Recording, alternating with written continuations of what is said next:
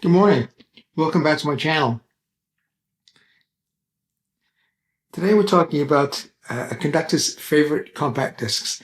I'm not sure about you, but I did something very stupid. About 5 or 6 years ago, I couldn't even give my CDs away, so I just dumped them all. Ridiculous. It's about 500 CDs. A lot of them were press copies, but still, I purchased quite a few. What a stupid mistake that was. Like everything, it comes back. Even cassettes are making a bit of a comeback, if you can believe that. Anyway, this is about the resurgence of the compact disc, a nostalgic revolution in the digital age. So after I dumped my CDs, I was full into vinyl and expanded my vinyl collection to about 2,000 LPs, and a lot of them very collectible. Cost me a lot of money. The good news about the resurgence of the compact disc is that it's fairly inexpensive to do. On eBay, you can get them for $5, $10, $15. Shipping is a lot less because it's much lighter and smaller. So I encourage you to go to eBay, and I'm not sure if Discogs has CDs, but eBay does, and other outlets, and kind of rediscover your favorite CDs. So this video is about myself as a conductor, my favorite compact discs. Now, they're mostly classical. There's a couple of crossovers. But these are very special because I actually repurchased them. I was missing them in my collection. I don't think they're on LP. I know you can stream them, but I'm not a streaming fan. I think that compact discs really sound a lot better than streaming. I've got a $60,000 streaming setup, and I still prefer compact discs. So I repurchased a lot of these, and what I'm going to do is show them to you, and I encourage you to maybe stream it first, see if you like the music or the performance. But to definitely invest in these CDs. And I think the compact disc will be around for a long time. It's not going anywhere. It's very resilient. And you own the music. So yeah, have at it. Enjoy it. A little bit about my player. This is the MBL CD DAC, designed by the great Jürgen Ries in Berlin, Germany. Jürgen is a brilliant designer. If you know his speakers, those radial Stralas, and his incredible DACs and incredible amplifiers and integrated amplifiers. I'll put a link up to the review that I did at Audiophilia. I think the price of this now is $16,400 US, or maybe even more. It's a very expensive piece of equipment, but they're lifelong pieces of gear. The interesting thing about this one is that it's CD only. So all the CDs that I'm going to show you, some of them are SA CDs, but it only plays the CD layer. And that's because Jürgen Ries does not like SA CD drives. He says they create too much noise. And if you're interested, he wrote a really good white paper available at the MBL site, where you can read about his philosophy and the science behind it. So I have played some of these SA CDs on a recent review piece that I did, the Metronome AQWO2 hybrid DAC plus SACD plus CD plus streamer. A long name, 22,000 US, very expensive, but a wonderful, wonderful machine, and plays SACD as well as CD. The SACD sounded fantastic on that machine. But I'll be honest with you, in a shootout, the MBL, for both myself and my wife and some other people here, the warmth of the CD player, even only playing the CD layer, kind of won the day. So with that in mind, you at least know my frame of reference, how I'm listening to these CDs. So let's get to the fun stuff. So we're going to have the same glare problems as we do with vinyl, unfortunately, with these plastic jewel cases that CDs come in. I actually really do not like the plastic jewel cases. But I guess they're effective in protecting the CD. All these CDs, just by nature of the list here, are highly recommendable. Wonderful sound, wonderful performances, kind of varied repertoire. So let's start with the first one. I'm just grabbing them random off a pile here. This is Walton's Symphony No. 1 on Telarc with Andre Previn and the Royal Philharmonic Orchestra. A wonderful performance. No, it is not better than his LSO, famous one from 1967 on RCA. Unfortunately, Dynagroove, so not the best sounding. But that performance put the symphony on the map, and it's never been bettered. This is very good, very good. The RPO play very, very well. It also includes Orb and Scepter and Crown Imperial. I've played Crown Imperial. That's a tough piece. But Symphony No. 1 is a masterpiece by Walton. What I'm going to do is I'm going to put the cover on and the rear so you can get most of the information, just freeze frame. I'll also put up a slide on each one just to give you the information in case I'm babbling on and don't put the right information up for you. Also, just put down in the comments if I missed something and you need some more information. I'm happy to send it to you. So that's a good one. Symphony No. 1 by Walton. Again, the LP's versions, high tink with the Philharmonia, probably the best recording on EMI, but kind of a soporific performance. The Previn, again, is the greatest performance, but it's on Dynagroove, and I despise Dynagroove, RCA Dynagroove. So this is very good, very good. You need a Walton one. This is perfectly acceptable. This is one I sought out. Again, I never found it on vinyl. This is Vivaldi Concertos for Oboe, with the great French oboist Maurice Bourque, who was principal of the Orchestre Paris. What a oboist, just incredible. If you get a chance to hear his Vaughan Williams oboe concerto, I think it's on Nimbus. It's amazing, done in one take, brilliant. With I Solesti Veneti, Claudio Scimoni, it's very good. But the oboe playing is unsurpassed. Beautiful CD, that. All the famous concertos for oboe. That C major one of the first one. From his opening notes, you're like, oh, we're in the presence of a master. And beautifully recorded, too. This is a cracker, as my friend Jim would say.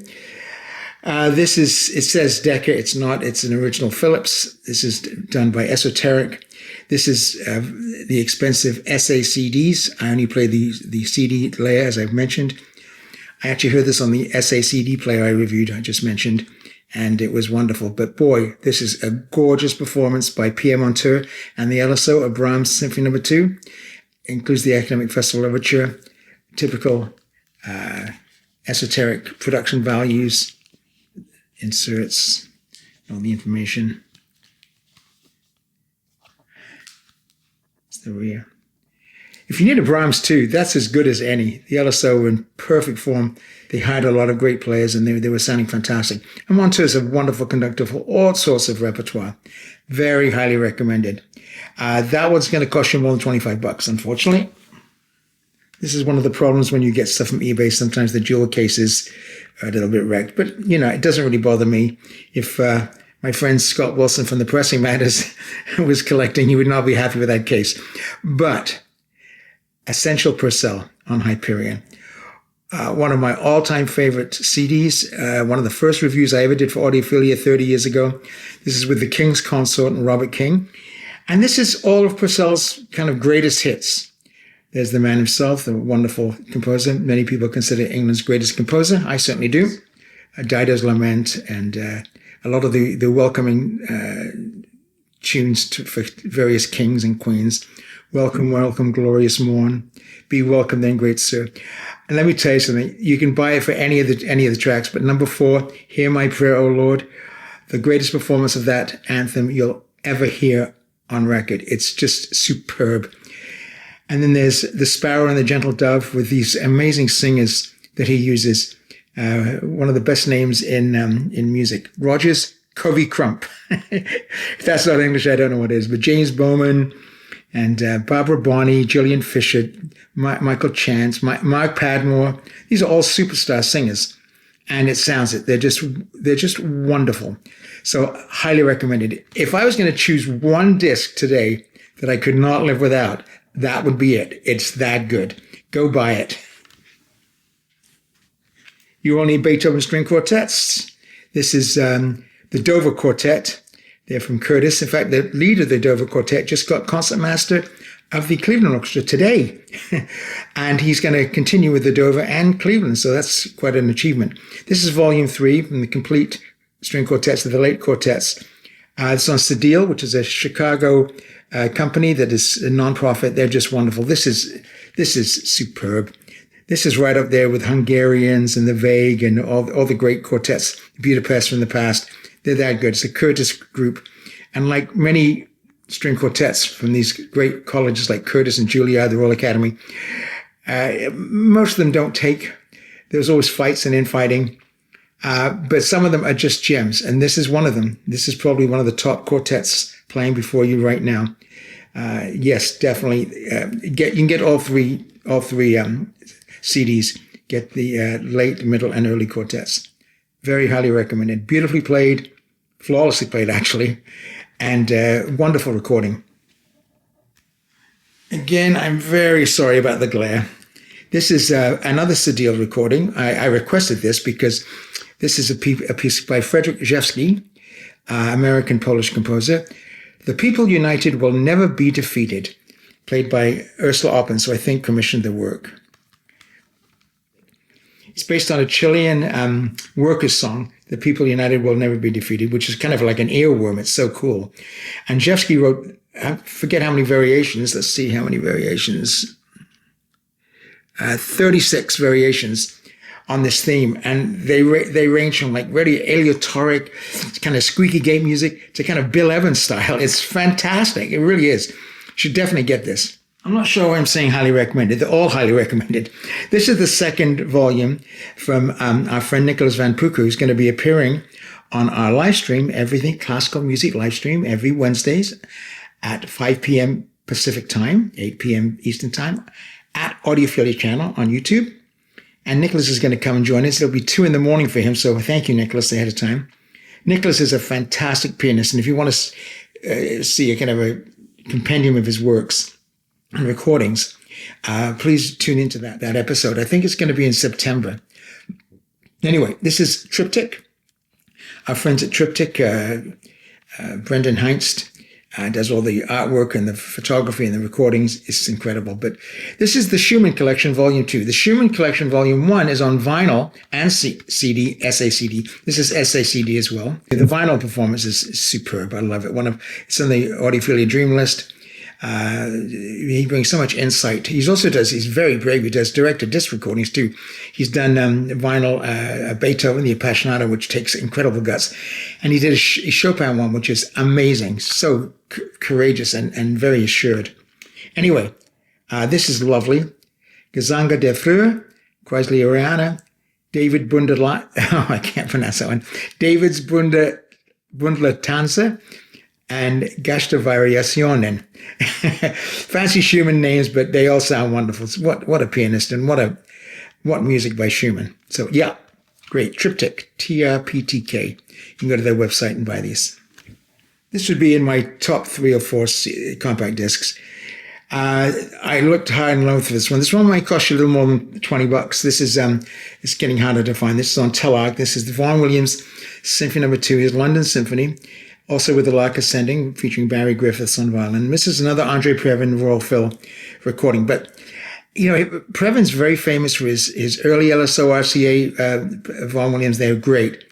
This is better. This is incredible. Unlike the Walton, where the RPO one is slightly inferior. This one is better.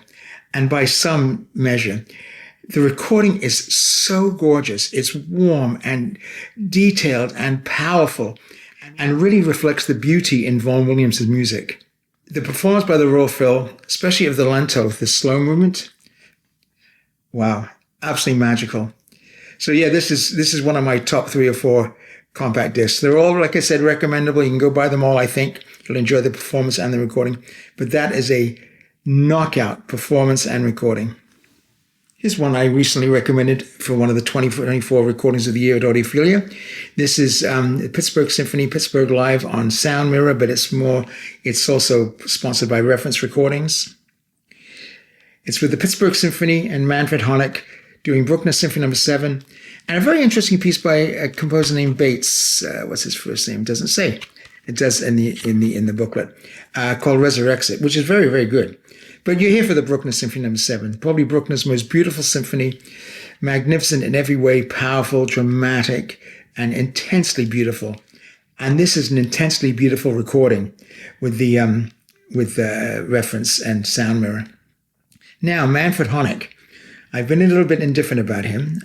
He's quite a history viola with the Vienna Phil and got a reputation, and has brought Pittsburgh up, definitely improved their playing. But there's a lot of hyperbole, I think. His Tchaikovsky 4 did not like it. A lot of clipped mannerisms. The Eroica was good, not great. His Brookner 9 started it off that, wow, this guy really knows how to do Brookner. And this Brookner 7 is absolutely one of the best. If you want to get into the details, you can read my review at Audiophilia, but it's really absolutely spectacular. And a recording to match it. That's going to cost you more than $25, I think, but highly worth it. You know, you probably got a Brookner 7 if you're a Brookner fan. You can't really have enough Brookner 7s, but if you need one on SACD, yes, it's SACD or just CD, definitely this is the one to get. This is a very interesting release from Bridge Records in the States. This is called Sonatas and Myths. I love the title. I love the cover with kind of pastiches of Bartok, Szymanowski, and Dochnani. As Elizabeth Chang, violin, Juilliard-trained American violinist, and Stephen Beck, wonderful. I think he's Juilliard as well, piano. These guys knock it out of the park. 3 wonderful pieces. The Dochnani is good. The Szymanowski is really good. And the Bartok is a masterpiece. So yeah, you can get that. See what's on there. Myths, 3 poems. So Myths, 3 poems. And the Violin Sonata by Dochnani, and the Sonata No. 1 for violin and piano by Bartok, which is a knockout masterpiece. So yeah, very good. Beautifully recorded and spectacular playing by Miss Chang and Mr. Beck. This would also be in my top 5 for recording. This is on another triptych, kind of like a booklet CD, which I love the way it's packaged. You see, it's just gorgeous. There are notes. Where are the notes? Here are the notes. So you get beautiful notes, beautiful photographs, huge, lots of notes. This is 12 Fantasies, or 12 Fantasias, as I call them, for viola da gamba. A very interesting instrument. It was played very much around Bach's time.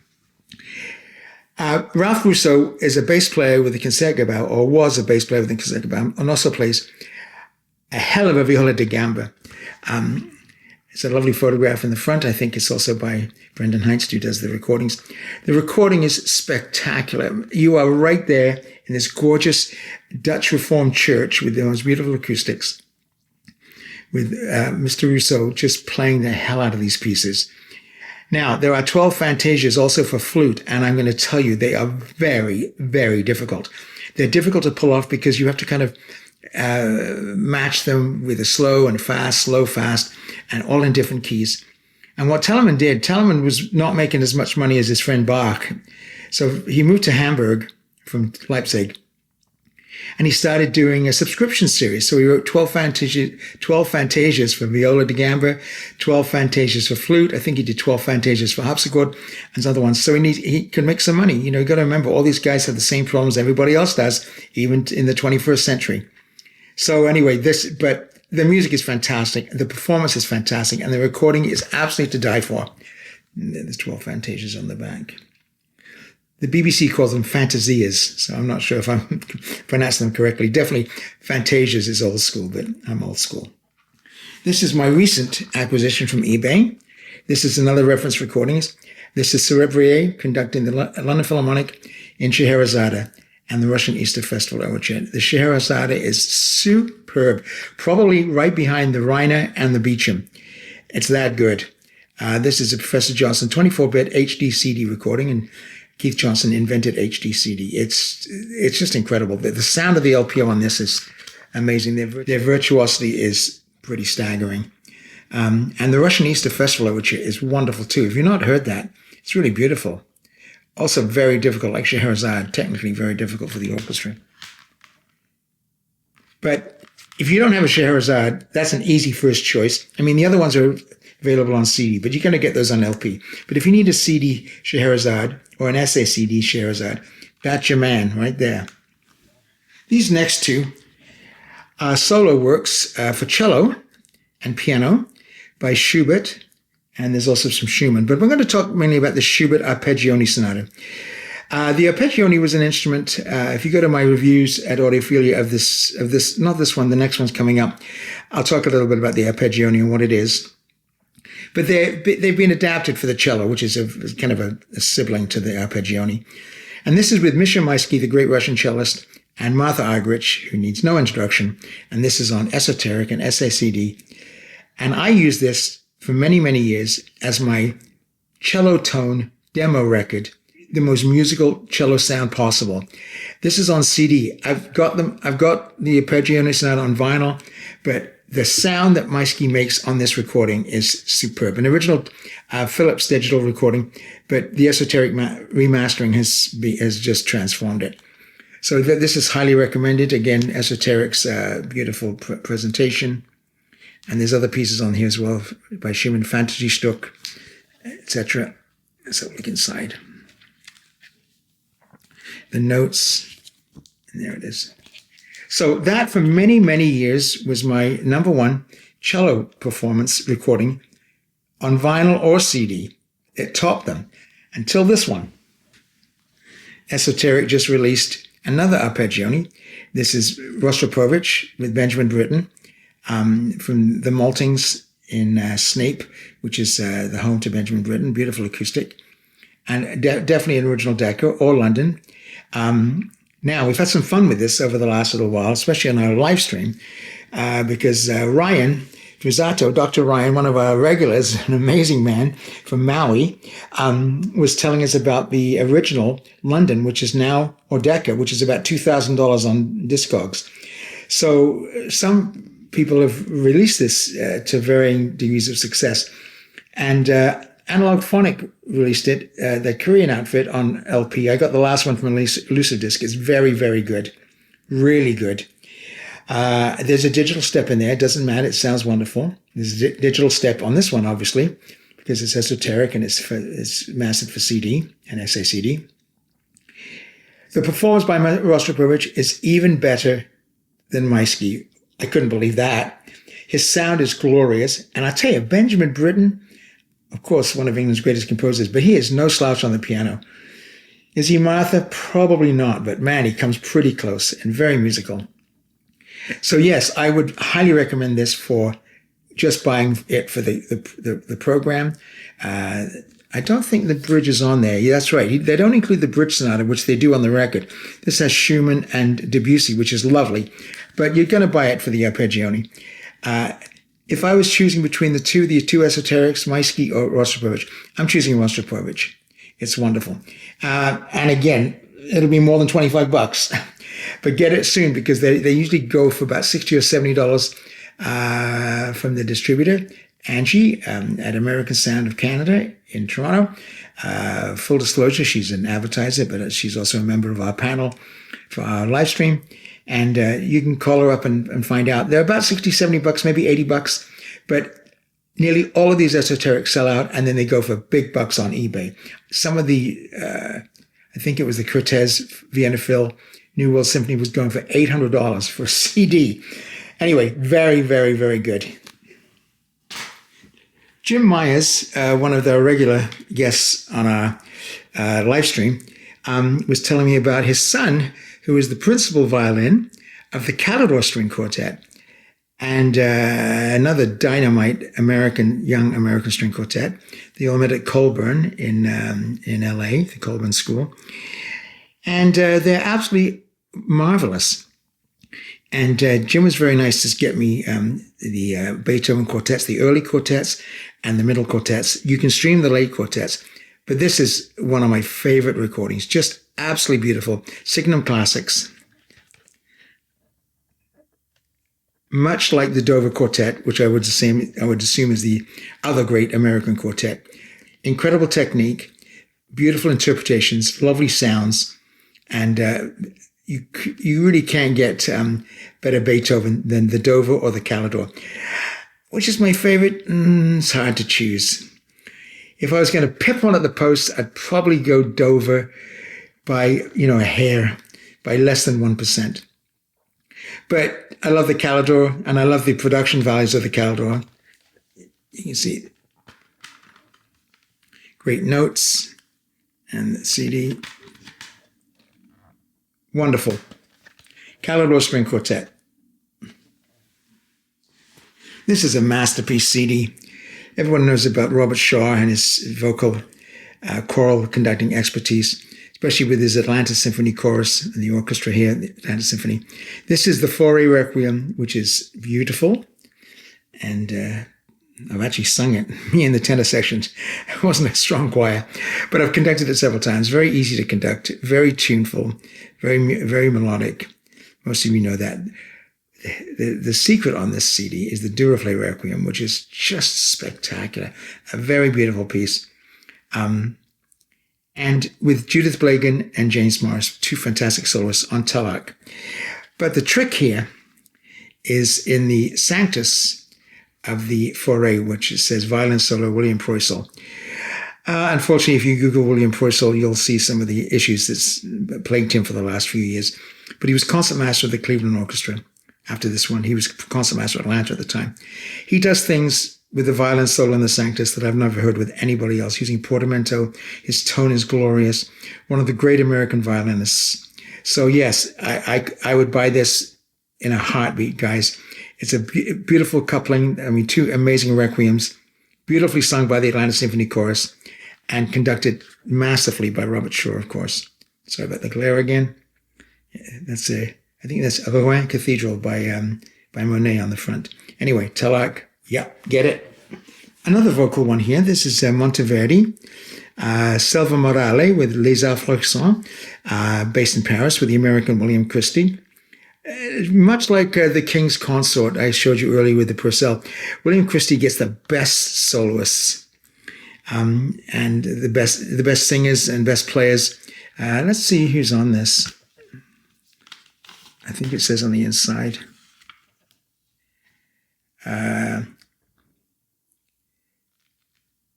Yeah, Jill Feldman is the main soprano. Oh, she's magnificent.